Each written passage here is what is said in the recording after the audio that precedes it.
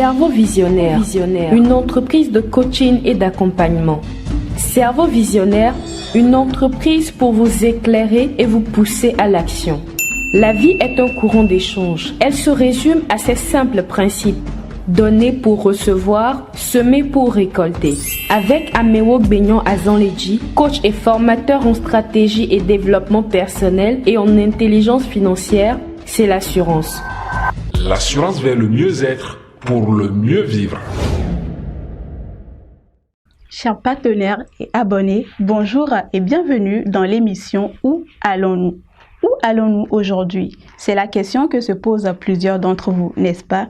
Eh bien, nous allons le découvrir tout de suite avec le coach Amewo Gbenyon Azanledji, coach et formateur en stratégie de développement personnel et de l'intelligence financière, un réformateur de vie. Tenez-vous prêts car c'est juste après ceci.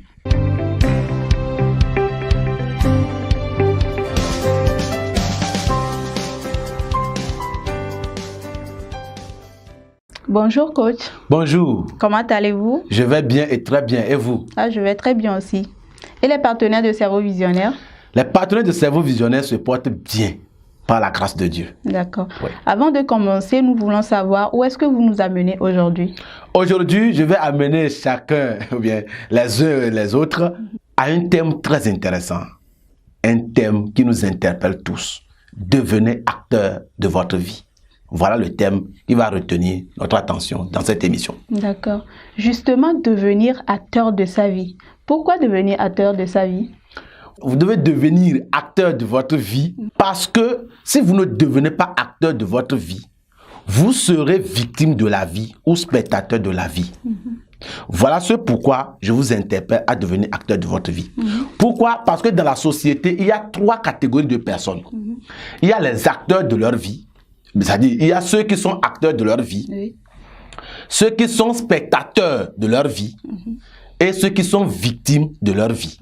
Et donc, vous ne faites pas partie de ceux-là qui sont spectateurs ou victimes, mais devenez acteurs de votre vie. Est-ce qu'on peut avoir une explication à propos de acteur de sa vie, victime de sa vie et spectateur de sa vie? Acteur de sa vie, c'est devenir la personne qui fait les règles et qui suit les règles. Être spectateur de la vie, c'est observer que les choses, c'est être là que les choses nous arrivent. C'est-à-dire, on attend que d'autres fassent des règles et que nous, on doit suivre. Et là, on rentre dans la réactivité. Et quand on est dans la réactivité, on souffre, on perd et on subit. Et il y a aussi ceux qui sont les victimes de la vie. C'est-à-dire, ceux-là, ils sont là. Ils ne savent même pas que des choses changent et qu'il faut s'adapter. Ils ne savent pas quand les gens font des règles c'est-à-dire, qui tombent sur eux. Et donc, ce sont des malheureux qui se plaignent à tout temps. Donc, ne soyez pas de ceux-là. D'accord. Si je comprends bien, vous venez de dire qu'il y a trois types de personnes dans la société. Oui. Les acteurs, les spectateurs et les victimes. Voilà. Comment faire pour savoir que je suis une victime? Si personne ne dit jamais qu'il est là et qu'il subit les coups de la vie, mais on se dit plutôt qu'on se bat. Bon, moi, je n'ai pas dit de ne pas se battre. J'ai dit de devenir acteur de votre vie. Pour savoir que vous êtes victime de la vie, c'est quand vous trouvez que tout ce qui vous arrive est la cause. La cause, c'est d'autres personnes, en fait. Donc, quand vous rentrez dans cette catégorie, dans cette option, vous êtes victime de votre vie.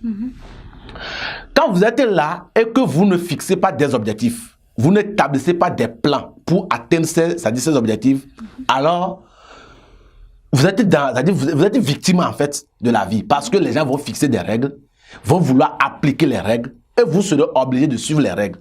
Et comme cela ne tient pas nécessairement à vous, vous serez tout le temps dans la plainte. C'est vous qui êtes malade et que la maladie, c'est la cause des autres en fait. C'est ça. Alors, prenons l'exemple d'un cadre qui occupe un poste de rêve, mais qui n'est jamais heureux. Cela est dû à quoi? D'abord, quand on dit un poste de rêve de qui? C'est la question à poser. C'est le rêve de qui? Est-ce que ce cadre dont nous parlons ici, je vais prendre un exemple, un ministre. Quelqu'un qui devient ministre par un jeu de hasard, il va souffrir. Il va avoir de la réputation, il va avoir l'argent, mais il sera toujours malheureux. Parce qu'il n'avait pas planifié cela. Nous prenons un directeur, un DG d'une société, quelqu'un qu'on nomme à la tête d'une société pour devenir directeur.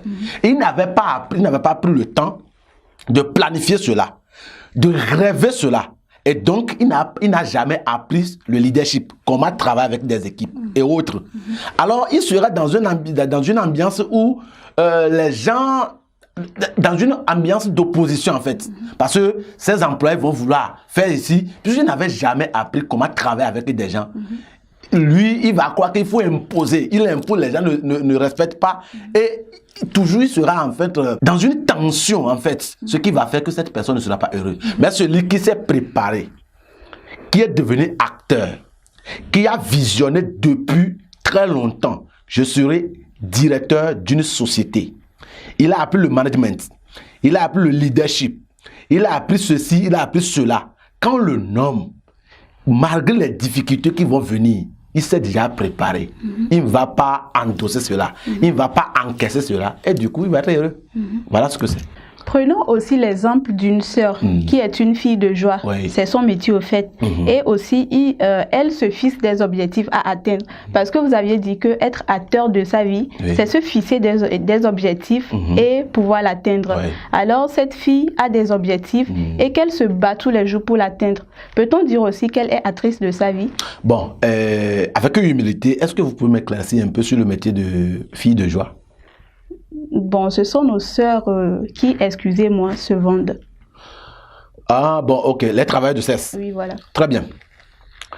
Cette fille de joie, comme vous l'appelez, se fixe des objectifs et se donne les moyens de l'atteindre.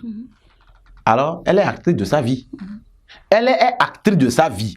Mais là-bas, nous devons étudier le cas minutieusement pour voir si cette fille ou bien cette sœur est victime, spectateur ou vraiment actrice de sa vie. Si c'est elle-même qui a rêvé ça, qui a fixé ce métier comme objectif et qui est dedans et qui se sent à l'aise, qui est en train d'accomplir ses objectifs, c'est-à-dire, ses objectifs, alors elle est actrice de sa vie. Mais si c'est pas suivisme qu'elle est rentrée, alors elle est spectateur de sa vie. Elle est en train de suivre les règles des autres. Maintenant, si ce n'est pas des contraintes qu'elle est rentrée, alors elle est victime. Donc, nous devons vraiment étudier, c'est-à-dire minutieusement, la personne, c'est-à-dire le cas de chaque personne, avant de savoir si elle est acteur ou victime ou spectateur. D'accord. Est-ce que devenir acteur de sa vie s'apprend? Si oui, peut-on l'apprendre avec Cerveau Visionnaire? Oui, devenir acteur de sa vie s'apprend. Et on peut l'apprendre avec Cerveau Visionnaire. Parce que nous venons de dire qu'il faut, pour devenir acteur de sa vie, il faut fixer ses objectifs, établir ses plans. C'est-à-dire qu'il faut être quelqu'un qui fait des règles et qui suit les règles. Et de notre côté, amener les autres à suivre notre règle.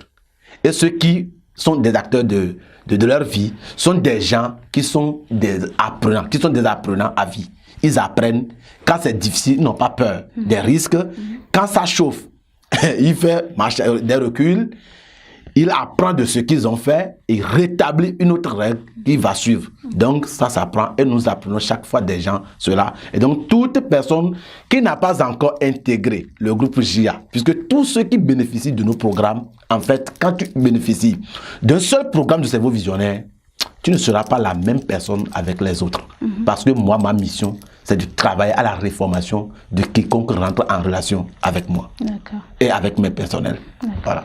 Pour conclure, si je veux dire quelque chose tout court, c'est d'appeler les uns les autres à être acteurs de leur vie. N'attendez pas que les choses vous arrivent. Le monde est en perpétuel changement. Soyez des acteurs de votre vie pour que d'autres personnes n'établissent pas des règles, pour que ces règles tombent sur vous. Bon, merci. D'accord, merci au coach de nous avoir éclairés et merci aussi à vous, fidèles internautes. Appuyez sur le petit pouce bleu pour liker, partager la vidéo et laissez-nous les questions pour les commentaires. Merci beaucoup et à la prochaine. Cerveau Visionnaire, une entreprise de coaching et d'accompagnement. Cerveau Visionnaire, une entreprise pour vous éclairer et vous pousser à l'action. La vie est un courant d'échange. Elle se résume à ces simples principes. Donner pour recevoir, semer pour récolter. Avec Amewo Benyon Azanledji, coach et formateur en stratégie et développement personnel et en intelligence financière, c'est l'assurance. L'assurance vers le mieux-être pour le mieux vivre.